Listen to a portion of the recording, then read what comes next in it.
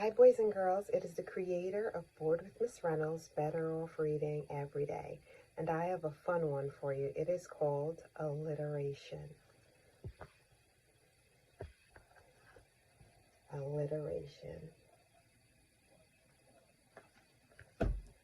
I learned all about this one day when I was substituting in kindergarten. All about alliterations and their meaning. Alliteration.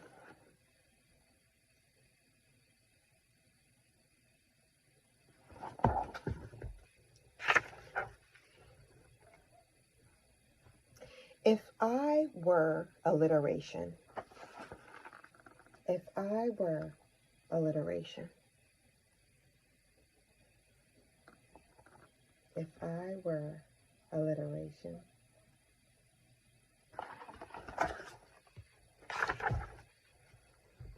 you could be the Y sound in a sentence.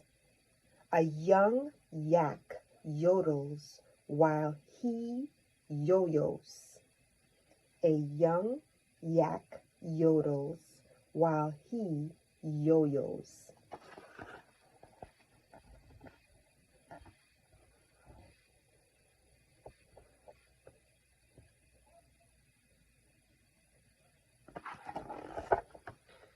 You could be the Z sound in a sentence. A zany zebra zigzags across the zither. Ooh, my tongue is getting a workout today.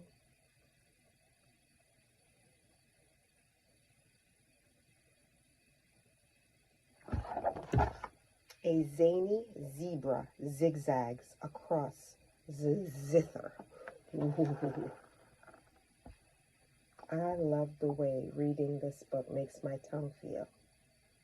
All right, turning the page.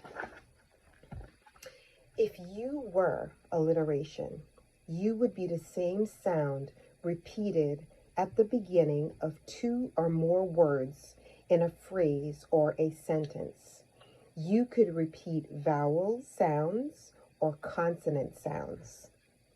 Ulysses, the unicorn, spots a UFO as he makes a U-turn on his unicycle.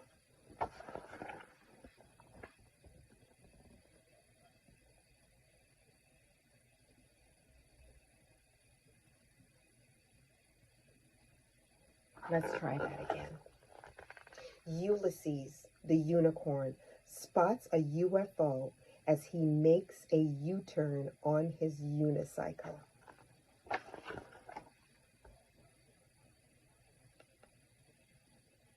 Love, love, love a unicorn on a unicycle.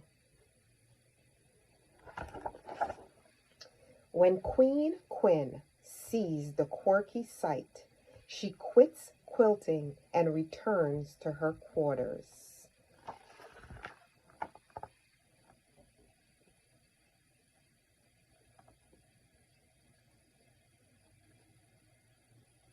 Let's try that again. When Queen Quinn sees the quirky sight, she quits quilting and returns to her quarters.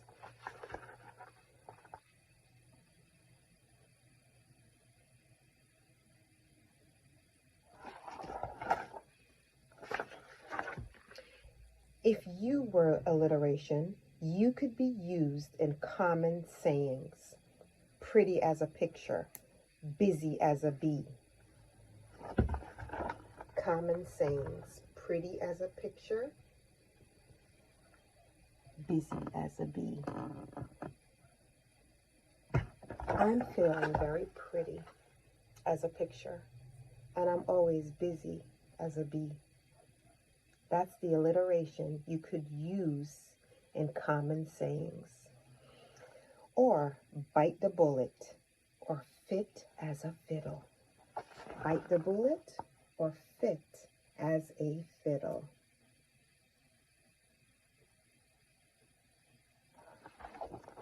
Turning that page. If you were alliteration, you could explore phonics. Phonics shows the relationship between letters and sounds.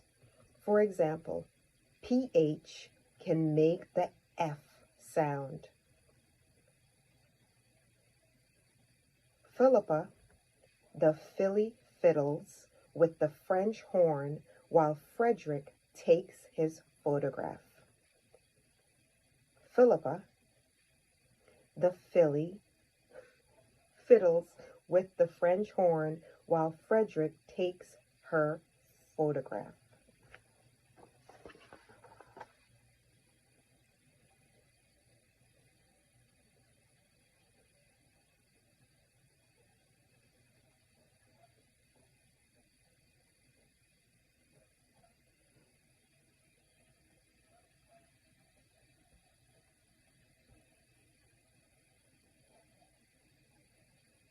All right, turning these sweet pages. If you were alliteration, you could be two or more consonants that join together to make one sound. For example, you could make the CH sound, the CH sound. Two chubby chickens chit-chat while they cha-cha. Two chubby chickens chit-chat while they cha-cha. Did you see Chelsea's chicken house? Sheep. The CH sound. I love seeing chickens cha-cha.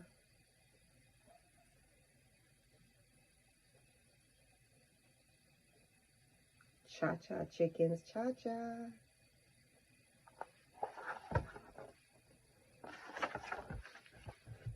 If you were alliteration, you could be two or more consonants that appear together in a word but keep their own sounds. For example, you could make the CR sound. The CR sound. Two crazy crows cry at crickets and crocodiles. Two crazy crows cry at crickets and crocodiles. The CR sound. The CR sound.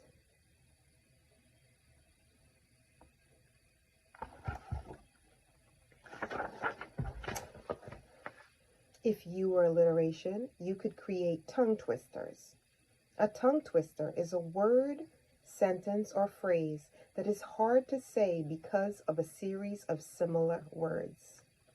She sells seashells by the seashore. One of my favorite. She sells seashells by the seashore. If you know the rest, you know how it goes. Love a good tongue twister. Keeps my tongue active. Peter Piper picked a pack of pickled peppers. The slick snake slithers down the slippery slope. Peter Piper picked a pack of pickled peppers. The slick snake slithers down the slippery slope.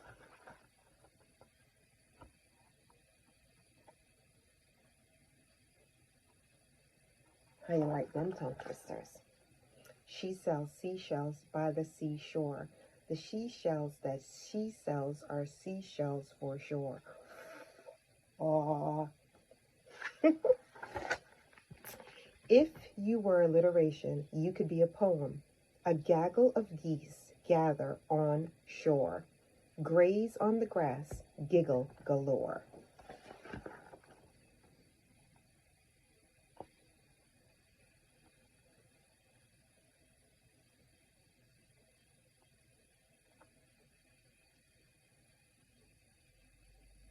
Let's try that again. A gaggle of geese gather on shore, graze on the grass, giggle galore. Gaggle of geese.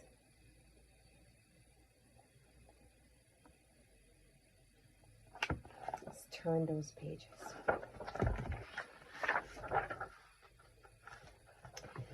If you were alliteration, you could tell a story. Many moons ago lived a mean king named Maxwell. Maxwell demanded macaroni, marshmallows, and macaroons from morning till night. He munched and munched until he became a mammoth. He couldn't move.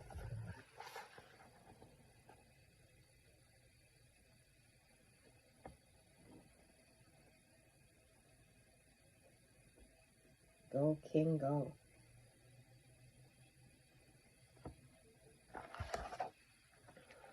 Many moons ago lived a mean king named Maxwell. Maxwell demanded macaroni, marshmallows, and macaroons from morning till night.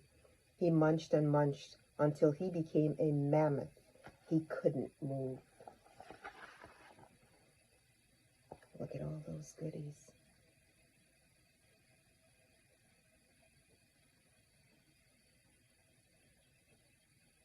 Mean King Maxwell. Whew. You could add a playful punch when you told tremendous tales if you were alliteration. You could add a playful punch when you told tremendous tales if you were alliteration.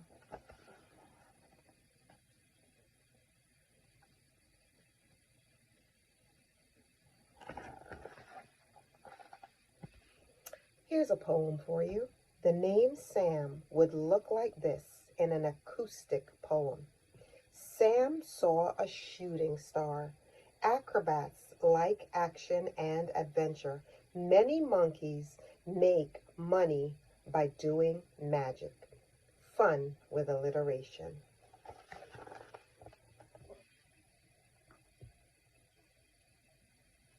And here's a little bit about alliterations. In a rustic poem,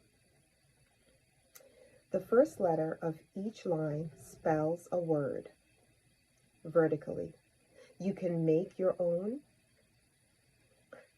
a rustic poem using alliteration and your name. One piece of paper, write your name, and so on and so forth. You can pick up this book and it'll give you a nice fun activity to do. And that is the end, boys and girls, of If You Were Alliteration. It is B.O.R.E.D with Miss Reynolds, better off reading every day. I do not own the rights to this book that I have read to you, but I love storytelling magic. And the magic of today's story is, I found out and learned all about alliterations when I was substituting in kindergarten one day, and I absolutely love them. Love them, love them, love them.